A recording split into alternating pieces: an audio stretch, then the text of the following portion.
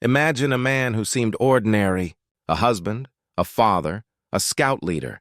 For decades, he blended into the community, living a quiet life in California. But behind the mask, he carried the darkest of secrets. Crimes stretching across continents. From Germany in 1963 to California in the 1970s, for 45 years, no one suspected him, until science finally caught up. This is the shocking story of John Arthur Getreu. Today, we dive into the chilling case of a man who lived a double life. On the surface, a devoted family man. But in reality, a manipulative predator and murderer. We'll explore how his crimes began in Europe, how he nearly escaped justice, and how, decades later, cutting-edge DNA genetic genealogy revealed his true identity. Stay with us as we uncover how one of California's most puzzling cold cases finally found justice. John Arthur Getreu was born in 1944 in Newark, Ohio. The son of a military family, he grew up with strict discipline, but early signs suggested something was wrong. Neighbors recalled his temper, his fascination with control, and his lack of empathy for others. When his father was stationed in Germany, the family moved overseas. There, young John became involved with local American communities, including youth groups and military families. But in 1963, his violent urges would emerge. 15-year-old Margaret Williams, the daughter of a U.S. Army chaplain, was brutally murdered. Getreu was arrested. The evidence was overwhelming. He was convicted and sentenced to 10 years in prison, but shockingly, he served only 6 years before being released. Officials at the time believed he had been rehabilitated. They were wrong. By the late 1960s, John returned to the U.S., settling in California. On the surface, he seemed normal. He married, raised children, worked as a carpenter and security guard, and even volunteered as a Boy Scout leader. To his neighbors, he was polite, quiet, hardworking.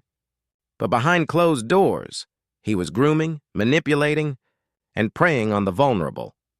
In 1975, he was convicted of sexually abusing a 17-year-old explorer scout. He served only 6 months. The justice system had failed again. 2 brutal murders shocked the Stanford community. Leslie Perlov, a 21-year-old Stanford graduate. She disappeared one February afternoon. Days later, her body was found in the foothills, strangled with her own scarf. For Janet Taylor, daughter of famous football coach Chuck Taylor, a free spirit, just 21 years old. She was last seen hitchhiking. Her body was discovered along Sand Hill Road, also strangled. The similarities were chilling. But investigators had no DNA technology at the time. The cases went cold. Families mourned, and the killer walked free. For the next 40 years, John Getreu lived quietly, working jobs, raising his family, but whispers followed him. Some suspected him of other crimes. In 1969, a woman named Sharon Lucchese accused him of attempted murder. In 1980, Ohio investigators briefly considered him in the killing of Teresa Smith, but without DNA or solid evidence, nothing stuck. He blended into society. Until science caught up. By 2018, a new tool emerged in law enforcement: genetic genealogy. Investigators uploaded DNA from the crime scenes into genealogical databases. Slowly, family trees were built, and the name at the center was John Getreu. Police moved quickly. They set up a ruse, pretending his car had been hit, to lure him outside his Hayward home, and after more than 4 decades, the cold-blooded killer was finally arrested. During interrogation, Getreu lied. He downplayed his past. He claimed the German conviction was exaggerated.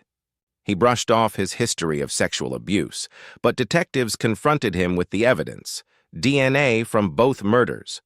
The probability of error, 0. At one point, he slipped, hinting at 2 victims, revealing knowledge only the killer could know. In court, the families of Leslie Perlov and Janet Taylor finally heard the words they had waited decades for: guilty. Leslie's family spoke of her lost future. Janet's relatives described the hole left in their lives. After 45 years, justice was finally delivered. In 2021, John Getreu was convicted of the murder of Janet Taylor. He was sentenced to life in prison. In 2023, he pleaded guilty to the murder of Leslie Perlov, another life sentence, but before he could face trial for other suspected crimes. In September 2023, John Getreu died in prison at the age of 79. This case became a turning point for cold cases everywhere. Thanks to genetic genealogy, killers once thought untouchable were suddenly vulnerable. Investigators no longer had to rely on luck.